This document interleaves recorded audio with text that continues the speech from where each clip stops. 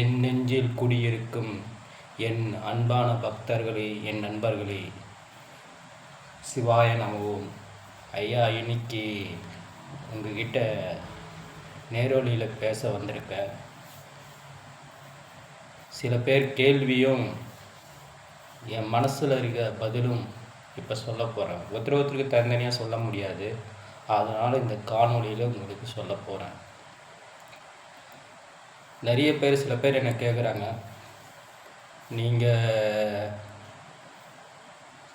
அடியாரா இல்லை சன்னியாசியா இல்லை சம்சாரியான்னு கேட்குறாங்க. ஐயா,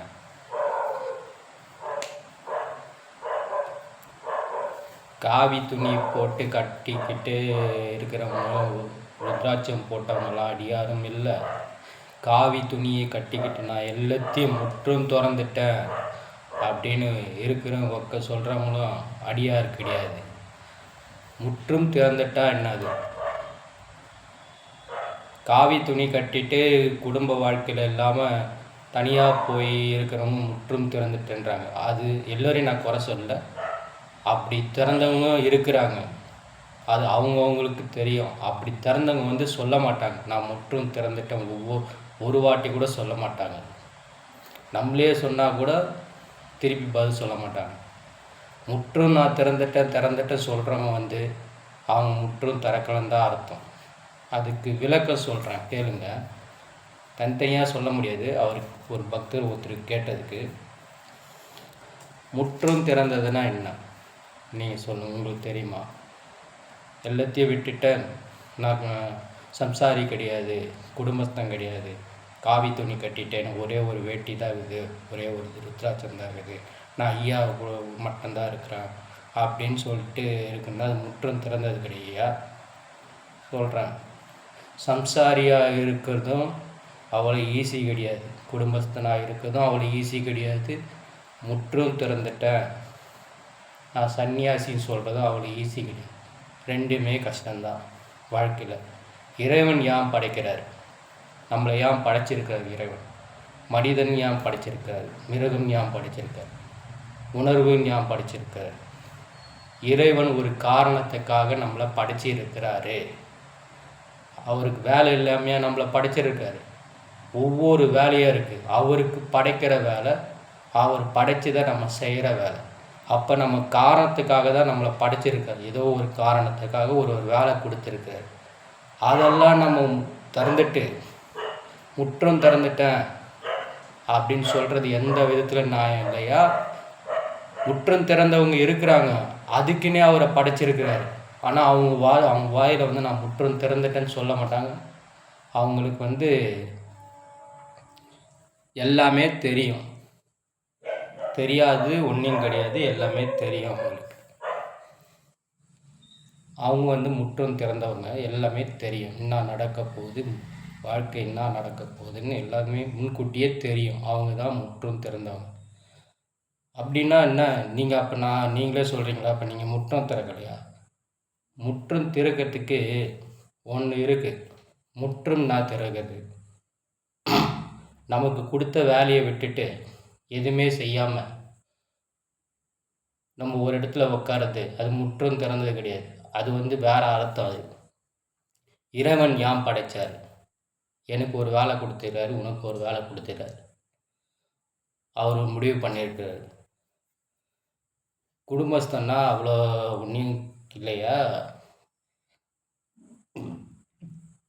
அடியார்னா சிவனை வழிபட்டு ஐயாவை வழிபடுறவங்க எல்லாருமே அடியார் தான். காவி கட்டினாதான், ருத்ராட்சம் போட்டால் தான் அடியார் கிடையாது. அடியார் வேற, சாது வேற, அகோரி வேற, பூசாரி வேற. எல்லாத்துக்கும் ரகம் இருக்குது, வேற வேற இருக்குது. மனிதனிலே பல பேர் வேறு வேறு முகத்தில் இருக்க சொன்ன எல்லாத்துக்கும் அர்த்தம் வேறு வேறு. நான் காவி போட்டு நான் தான் அடியாரே, நீ குடும்பஸ்தன் சம்சாரி, நீ எதுவுமே திறக்கல, சுகபோகத்தில் இருக்கிற அப்படின்னா அர்த்தம் கிடையாது. சுகபோகம் மட்டும் வராது சம்சாரினா, ரெண்டும் கலந்து தான் வரும். அதனால் சம்சாரி நான் காவி கட்டிட்டேன், முற்றம் தந்துட்டேன், சம்சாரி அவ்வளோ மட்டமாலாம் நினைக்காதீங்க. அது ரொம்ப கஷ்டையா. இது சில அடியா சில பேர் சொல்கிற காவி கட்டி, சில பேர் சொல்கிறதுன்னு சொல்கிறேன். முற்றம் திறந்ததுக்கு இப்போ விளக்க சொல்கிறேன் கேளுங்க. முற்றம் திறந்தனா நீ சம்சாரியாக கூட இரு, ஆனால் உன்னால் காமம் குரோதம்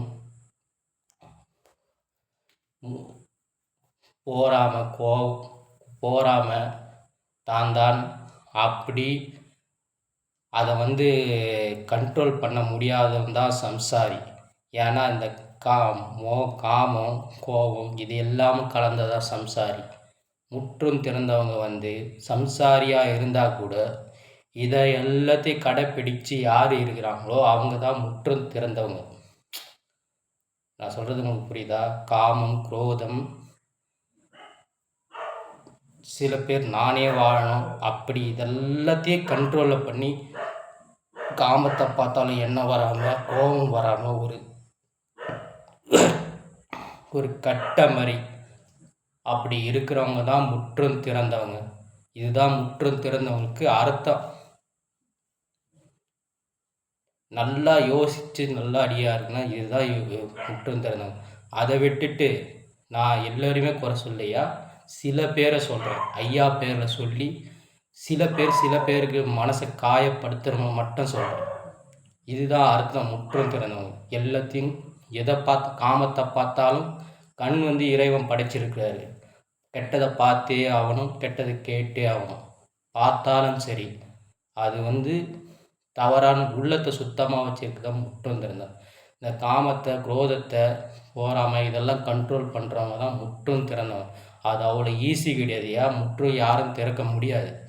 இதுக்கு உணரும் பொருளும் சொல்லலாம்.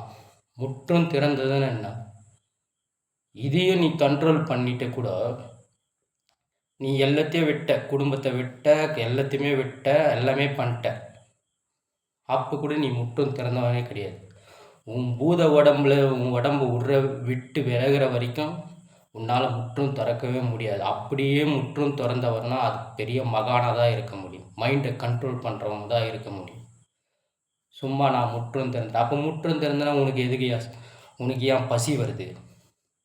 முற்றும் திறந்த மகானுக்கு பசியே வராது. பசி வராது, ருசி வராது, ஆசை வராது, எதுவுமே வராது. இதுதான் முற்றும் திறந்தவன். உங்ககிட்ட இருக்க பொருளெல்லாம் தூக்கி போட்டுட்டு என்கிட்ட எதுவுமே இல்லை, ஒரு வேட்டி தான் இருக்குன்னா அது முற்றும் திறந்தவன் கிடையாது. உள்ளே இருக்கிறத பொண்ணு பசி இது எல்லாமே போக்கணும். அப்போ தான் நீ முற்று திறந்தவன். பசி உனக்கு ருசி எல்லாமே தெரியுது, அப்போ நீ எப்படி முற்றும் திறக்க முடியும்?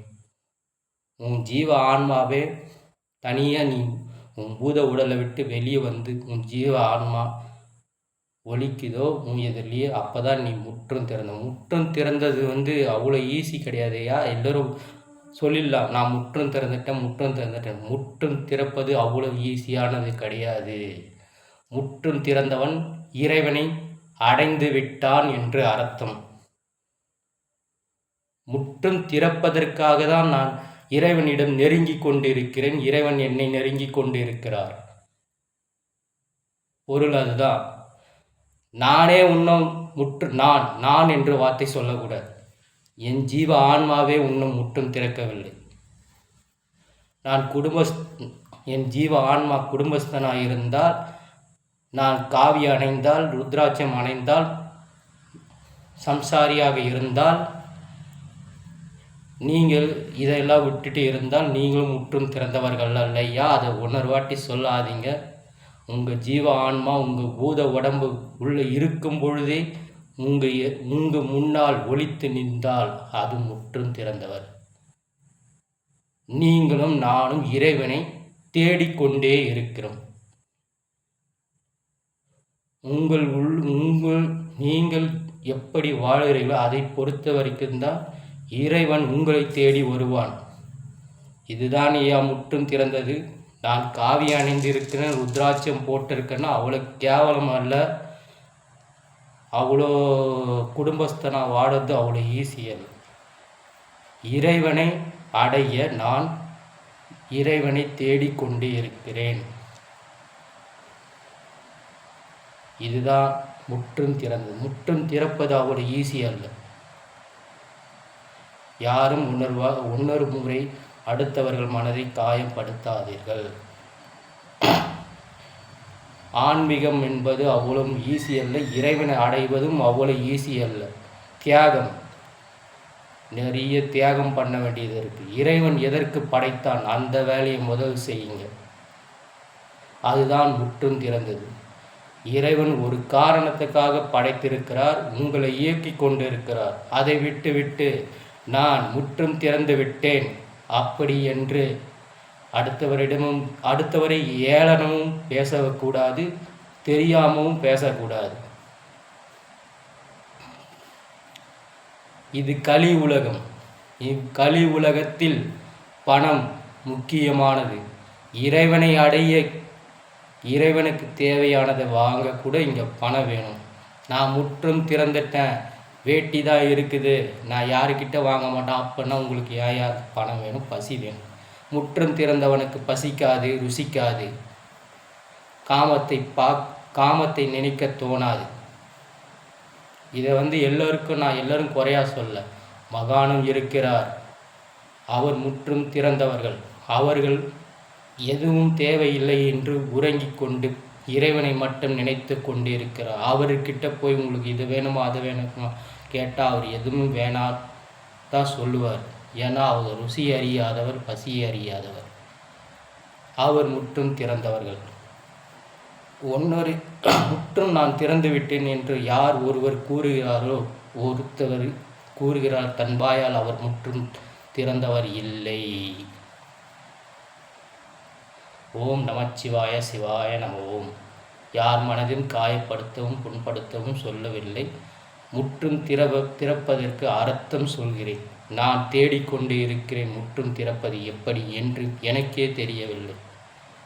என் இறைவன் தான் சொல்ல வேண்டும். இறைவன் என்னை படைத்தது எதற்காக, அதை தான் நான் ஆராய்ந்து கொண்டே இருக்கிறேன். சிவாய நமவும் நமச்சிவாயம். உங்கள் சிவ அடியார், சிவத்தொண்டன், சிவசித்தன் என்று நான் அன்போடு என் இறைவனை நான் சிவசித்தன் என்று என்னை கூறிக்கொள்வது பேர் புகழுக்கல்ல. நானும் முற்று திறப்பதற்காக தான் முயற்சி கொண்டிருக்கேன். காமத்தை, குரோதத்தை, போராம உள்ளத்தை, இதையெல்லாம் கண்ட்ரோல் பண்ணதான். சில நேரத்தில் எண்ணியே அது தாண்டிவிடும். ஏனென்றால் இது ஒரு பூத உடல். உள்ளே இருக்கும் சிவத்தை வெளியே கொண்டு வருவதுதான் முற்றும் திறந்தது என்று நினைக்கிறேன். என் உள்ள இருக்க சிவத்தை நான் தேடிக்கொண்டே இருக்கேன். சிவாய நம ஓம் நமச்சிவாயம்.